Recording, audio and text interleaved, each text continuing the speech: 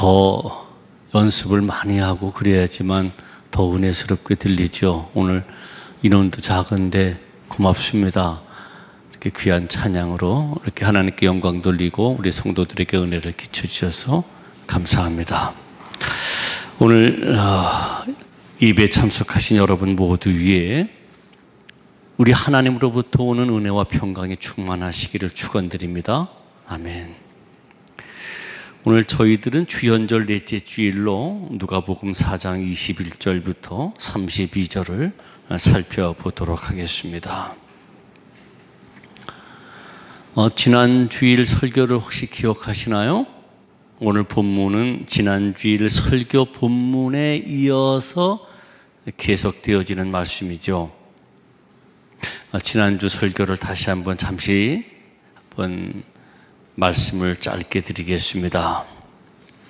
예수님께서 고향 갈릴리 나사렛에 오셨을 때에 회당에 들어가셔서 당시 누구든지 말씀을 읽고 설교하던 관습대로 그걸 이제 드라샤라고 얘기를 해요. 드라샤. 그런 관습대로 이사야 61장 1절부터 2절을 읽으시고 아주 짧은 설교를 하셨죠. 그 짧은 설교가 오늘 설교 본문 첫 번째 구절인 21절 말씀이에요. 이 글이 오늘날 너희 귀에 응하였느니라. 방금 내가 읽은 이사야 61장 1절부터 2절 이 성경 말씀이 오늘 너희가 들은 이 자리에서 이루어졌다. 이제 그런 설교를 하셨어요. 이것이 바로 누가복음에 기록된 예수님의 첫 번째 설교죠. 일명 취임 설교라고 부르는죠. 예수님은 이 설교를 통하여 바로 이사야 61장 1절부터 2절에 기록된 대로 하나님께서 이사야 선지자를 통하여 보내시기로 약속하신 메시아다. 내가 바로 그 메시아다라고 하는 사실과 이제 당신의 메시아로서 하실 일이 무엇인지를 알려주셨던 거예요.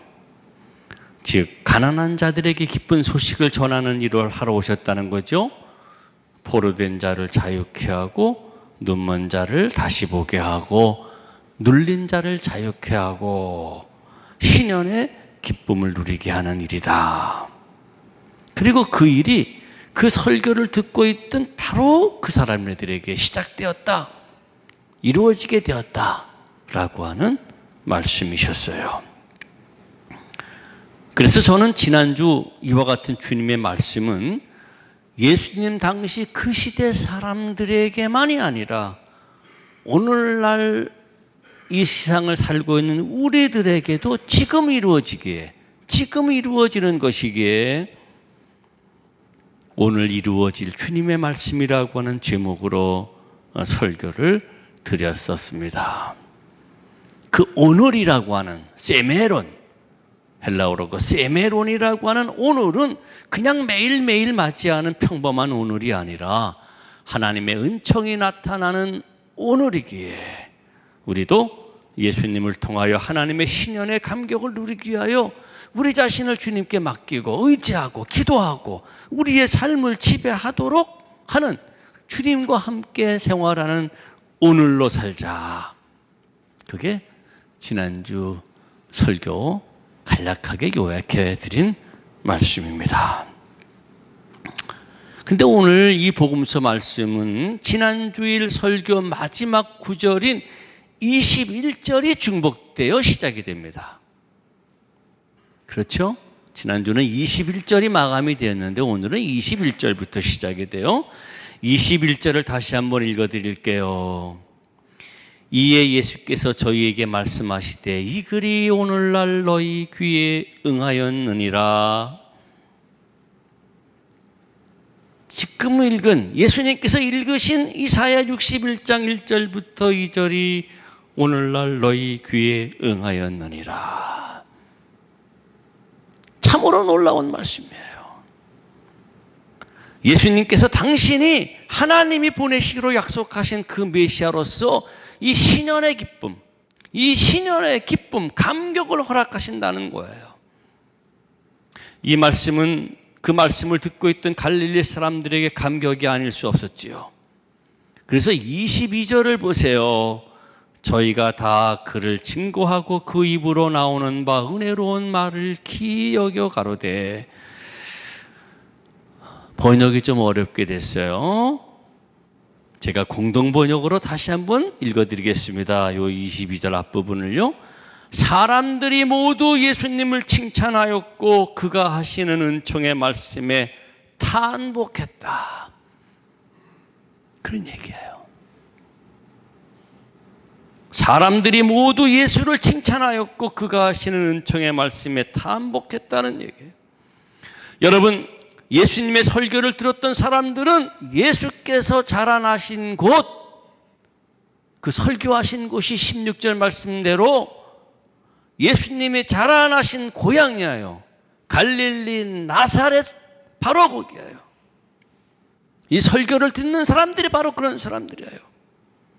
이 갈릴리 나사렛 사람들은 잘 아시는 대로 대부분 가난한 사람들이에요. 포로된 사람들이에요. 눈먼 사람들이에요. 눌린 사람들이에요. 그래서 이들은 메시아가 오시기를 늘 기다려왔어요. 메시아를 통하여서 신년의 기쁜 소식을 듣기를 바랬던 것이죠. 그런데 지금 자기들 앞에 서 계시는 저 예수께서 다름이 아니라 이사야를 통하여 예언된 하나님이 보내신 메시아라고 하는 사실이고 그 해방의 기쁨이 이제 곧 이루어지게 되었다고 하시니 얼마나 감격스러운 말씀이었을까요?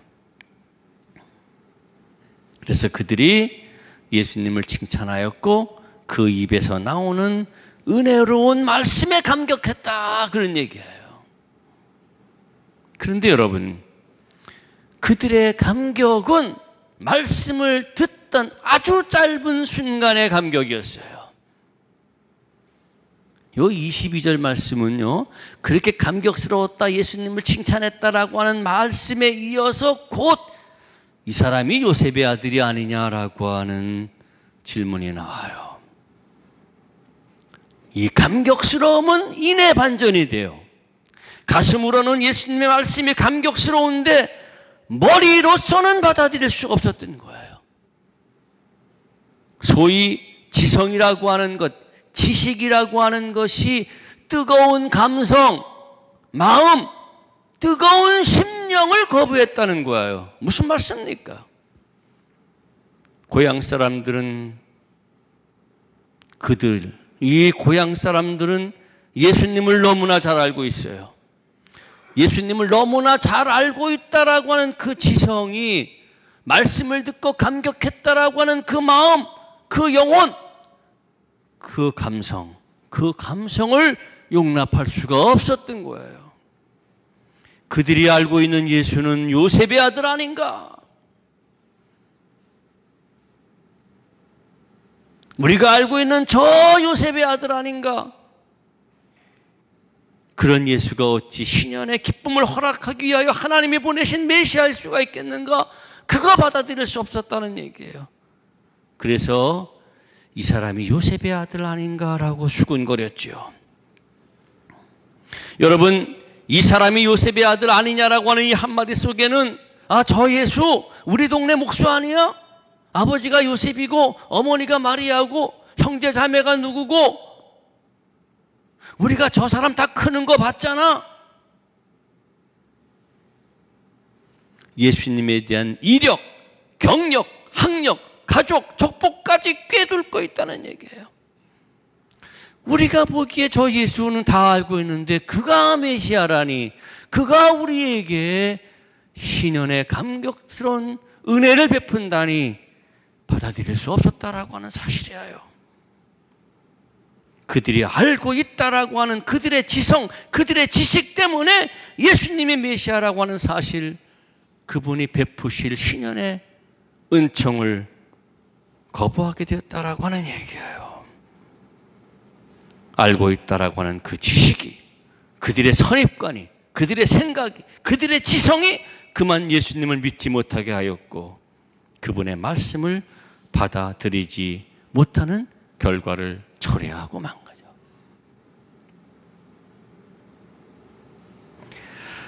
예수님께서는 이와 같은 고향 사람들의 수군거림을 하셨어요. 그래서 예수님은 그들에게 의사야 너 자신을 고치라 라고 하는 속담 하나를 들어서 이들의 속내를 들춰내시죠. 이 속담은 다른 사람의 병을 고치기 위하여 네 병을 먼저 고쳐봐라고 하는 뜻이에요. 예수님은 이 속담을 들어서 지금 너희들은 내게 야 너 같은 사람이 우리를 위하여서 무엇을 해주겠냐 그렇게 비아냥거리면서 너희들이 들은 소문대로 가버나움에 행한 일 이곳 고향에서도 해보라고 하고 싶을 것이다 그렇게 말씀하시는 거예요. 의사야 네 병이나 고쳐라. 먼저 그 얘기는 우리를 믿게 하려면은 이 고향 사람들을 좀 믿게 하려면은 그들이 들었던 가버나움에서 행한 이런저런 일들을 이곳에서도 좀 행해봐야 되지 않겠느냐라고 하는 말씀이에요.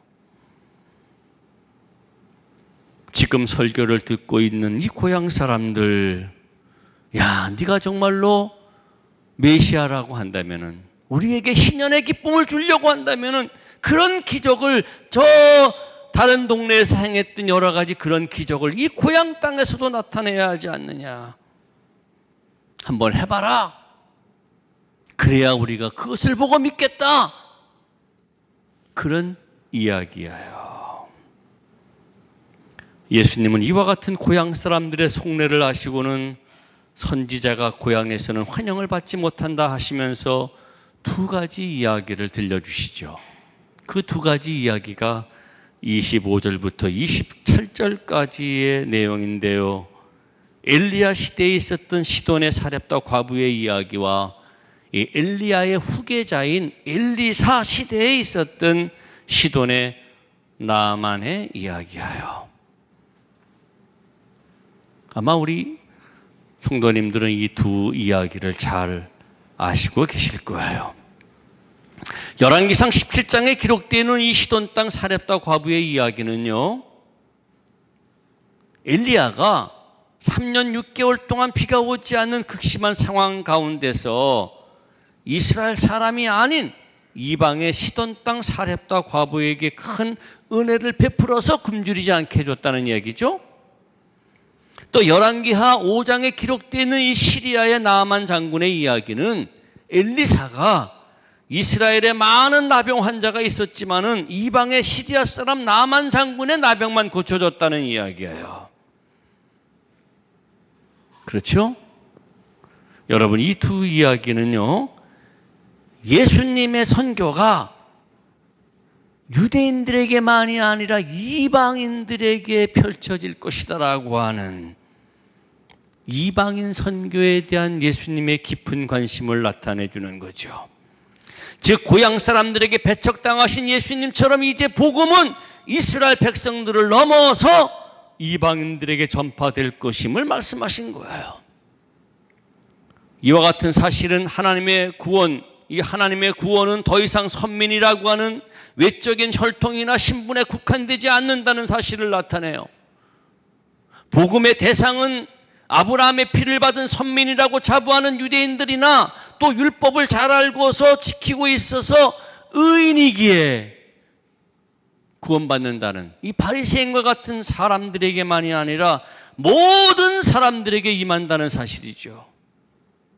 그래서 예수님은 회당에서 읽으셨던 설교 본문인 이사야 61장 1절부터 2절을 통하여 바리새인들의 입장에서 보면은 전혀 구원받을 수 없을 것 같은 갈릴리 사람으로 상징되어지는 가난한 사람, 포로된 사람, 눈먼 사람, 눌린 사람들에게 신연의 감격이 주어질 것을 말씀하셨어요. 그리고 이어 선민 유대인의 입장에서 보면 하나님의 은총을 결코 받을 수 없을 것 같은 이방 사람 사렙다 과부와 나만이 엘리야와 엘리사를 통하여 하나님의 구원을 허락받았음을 말씀하신 것이죠.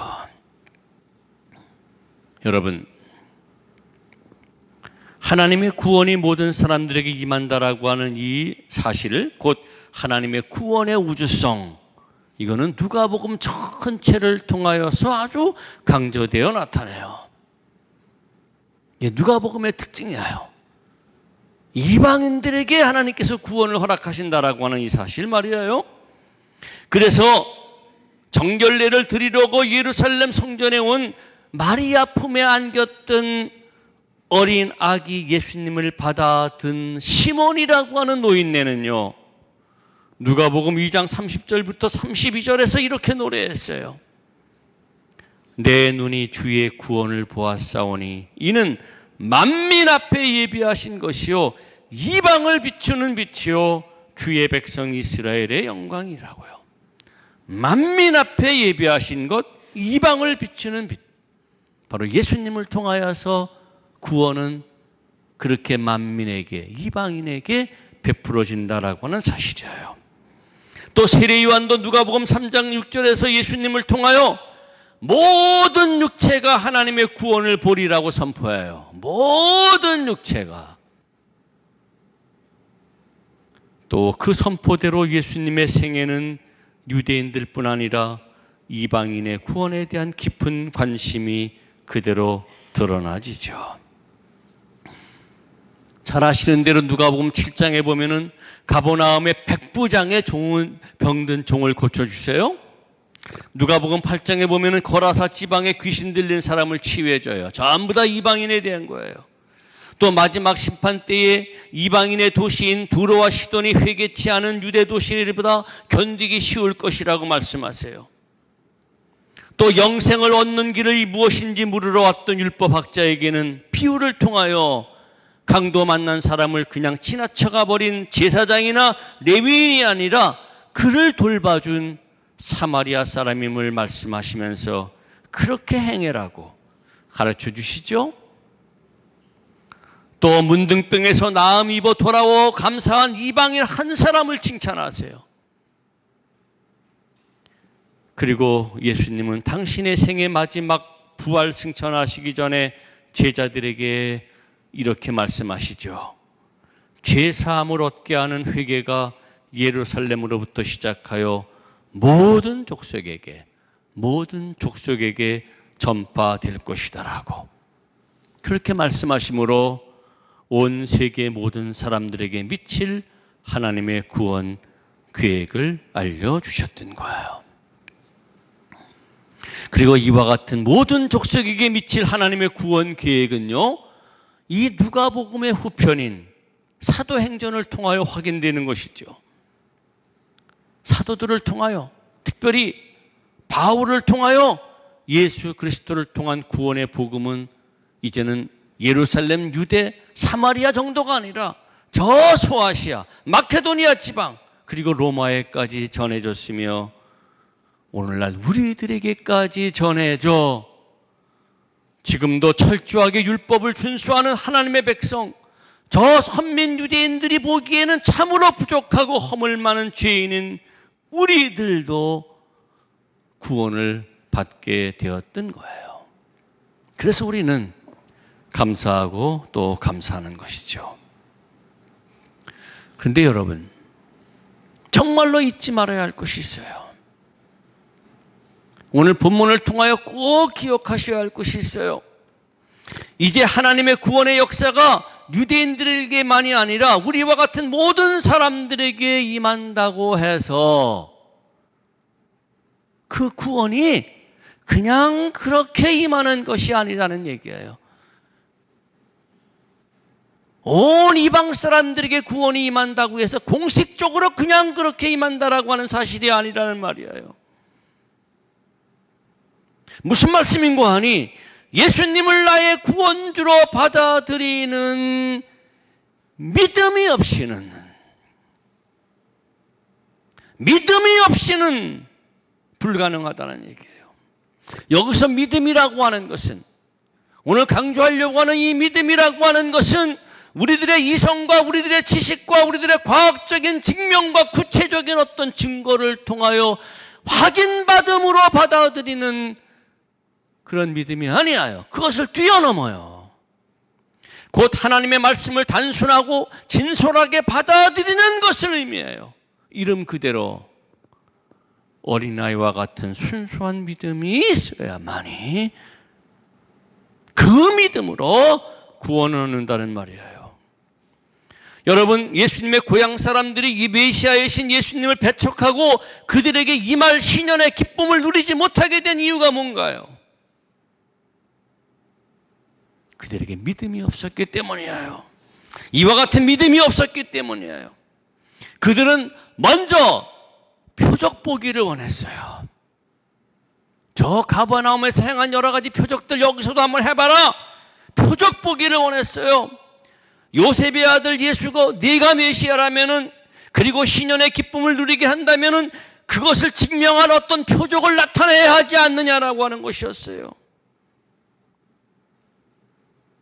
우리가 듣기에 네가 가버나움에서 여러 가지 기적들을 일으킨다고 하는데 그런 기적을 자기들 앞에 나타내봐라. 그것을 보고 믿겠다라고 하는 거예요. 먼저 믿으면은 표적을 경험할 수 있으련만, 표적이 먼저 있어야만이 믿겠다라고 하는 거예요.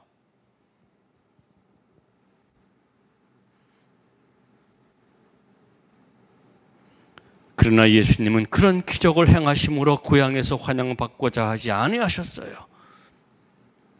그래서 그들의 요구를 물리치시고 차라리 배척당하는 쪽을 선택하신 거예요.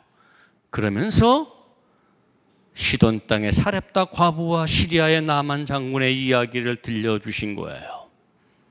여러분, 이 두 가지 이야기는요, 앞서 말씀드렸던 것처럼 하나님의 구원이 이방인에게 임한다라고 하는 사실과 함께 중요한 사실을 우리에게 가르쳐줘요. 곧 이들이 구원받게 된 것은 단순히 이들이 이방인이기 때문이 아니라 이들에게 순수한 믿음이 있었기 때문이라고 하는 사실을 우리에게 알려주는 거예요. 생각해 보십시오. 사렙다 과부가 굶주리지 않게 될 수 있었던 이유가 뭔가요? 시리아 나만이 문둥병에서 나음을 입을 수 있었던 이유가 무엇이었나요? 이들은 예수님의 고향 나사렛 사람과 달랐어요. 이들에게는 단순한 믿음, 곧 예언자를 통하여 전달된 하나님의 말씀을 어린아이처럼 받아들이는 순수한 믿음이 있었어요. 그래서 엘리야가 사렙다 과부에게 이제 아들과 함께 마지막 음식을 먹고 죽겠다라고 하는 그 한 움큼의 가루와 기름으로 먼저 나 자신을 위하여 떡을 만들어 가져오라고, 그러면은 가뭄이 끝날 때까지 줄이지 않게 될 것이다라고 하는 말씀을 전했을 때에 그 말씀을 그대로 순종하여서 그렇게 했던 거예요. 시리아 나만 장군은 엘리야가 요단강에 들어가 몸을 7번 씻으라고 하는 하나님의 말씀을 전했을 때에 처음에는 굉장히 불쾌하게 생각했죠. 나를 맞이하지도 않고 시리아에 왜 요단강과 같은 물이 없느냐고, 그게 뭐냐고. 그러나 옆에 있던 시종이 권면으로 요단강에 들어가 7번 씻으니 그 살이 어린아이 살같이 깨끗하게 치유됐다는 거예요. 하나님의 말씀을 절대적으로 믿고 순종하는 단순한 그 신앙, 그 순수한 믿음이 그네들에게 있었기 때문에 그들이 이와 같은 하나님의 은혜를 경험했다라고 하는 사실이에요. 사랑하는 여러분, 오늘날 우리들이 과연 사렙다 과부와 나아만과 같은 진솔하고 순수한 어린아이와 같은 믿음이 있는가라고 하는 거예요. 하나님의 말씀에 대한 권위를 인정하여 그 말씀을 진지하게 받아들이는 믿음을 가지고 있느냐는 얘기예요.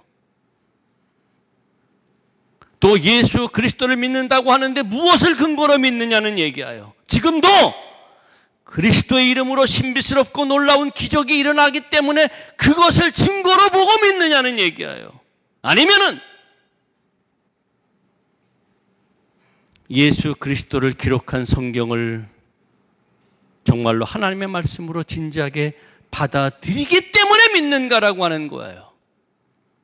그 말씀조차도 이성적으로 받아들일 수 있는 것은 믿고 그렇지 않는 것은 거부하는가라고 하는 것이죠. 사랑하는 여러분, 믿음은 눈에 보이는 표적과 이상적인 판단 등을 초월한 하나님의 말씀과 예수님의 주권을 그대로 받아들이는 거예요. 그래서 믿음으로 하나님께서 말씀으로 세상을 창조하신 것을 믿는 거예요. 또 그 믿음으로 당신이 창조하신 우리 사람들이 죄로 죽을 운명에 처했을 때에 사랑이신 하나님께서 우리를 구원하시기 위하여 당신의 아들 예수님을 이 땅에 보내셨음을 믿는 거예요. 그리고 이런 믿음을 가진 사람은 그가 누구든지, 비록 저 갈릴리 사람처럼 가난하고 죄인이고 그래서 소외당하고 멸시당한 사람일지라도 모두 구원의 은총을 허락받을 수 있다라고 하는 사실이에요.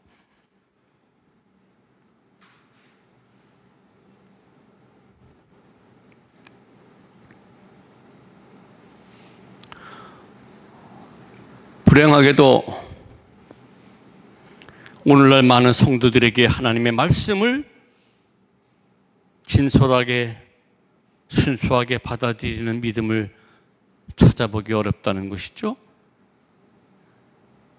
현대 그리스도인들에게 성경은 더 이상 하나님의 말씀이라는 권위를 가진 경전이 아니에요.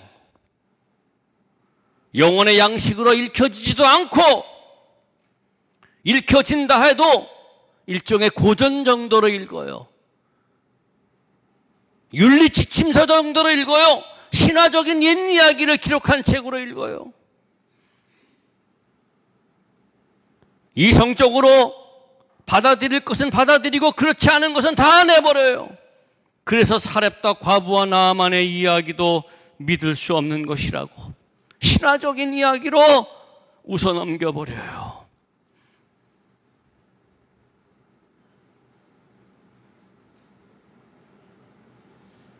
정말로 그렇지 못하다면은, 그렇게 못 믿겠다면은, 그것을 못 믿겠다면은 인간의 역사 속에 하나님이 예수라는 사람으로 오셨다는 사실을 어찌 믿을 수가 있습니까?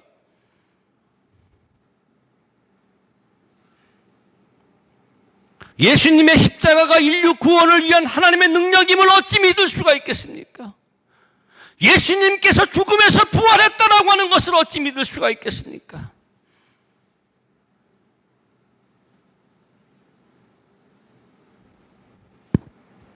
그리고 그런 사람이 어찌 믿음을 가지고 있다라고 할 수가 있겠습니까?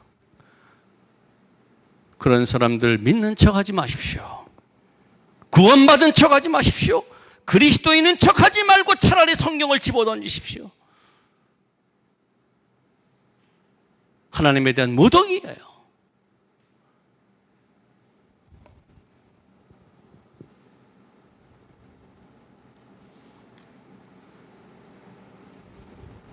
오늘 28절 30절을 보십시오. 회당에 있는 자들이 이것을 듣고 다 분이 가득하여 일어나 동네 밖으로 쫓아내어 그 동네가 건설된 산 낭떠러지기까지 끌고 가서 밀쳐 내리치고자 하되 예수께서 저희 가운데로 지나서 가시니라.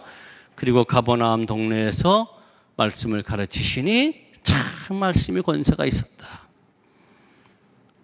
예수님의 고향 사람들은요, 바로 그와 같은 믿음이 없었기에 내가 봐야지만 믿겠다라고 하는, 그래서 한번 펼쳐봐라. 네가 메시아라면은, 네가 희년의 기쁨을 주는 정말로 사람이라면은 한번 여기서도 펼쳐봐라. 의사야, 네 병을 고쳐라 라고 하는 말씀처럼 말입니다. 봐야 믿겠다라고 하는, 방금 읽어드린 그 하나님의 말씀을 읽고 내가 메시아이고 내가 신년의 기쁨을 주시겠다라고 얘기할 때에 봐야 믿겠다라고 하는,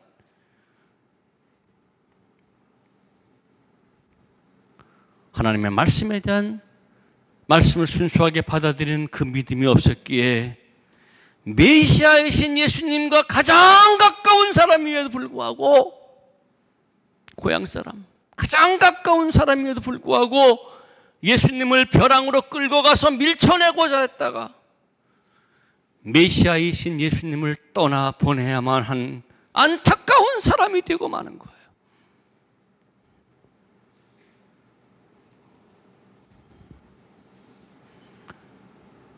이제 예수님을 믿는다는 우리에게는 이런 안타까운 일이 일어나서는 안 될 거예요. 바라기는 우리 정말 하나님의 말씀을 순수하게 받아들이는 믿음으로 우리 삶에 하나님이 하나님 되시고 예수님이 정말로 그리스도 되심으로 늘 함께 계시는 예수 그리스도의 구원의 은총을 풍성히 허락받게 되는 여러분 되시기를 주의 이름으로 축원합니다. 아멘. 모든 지각에 뛰어난 하나님의 평강이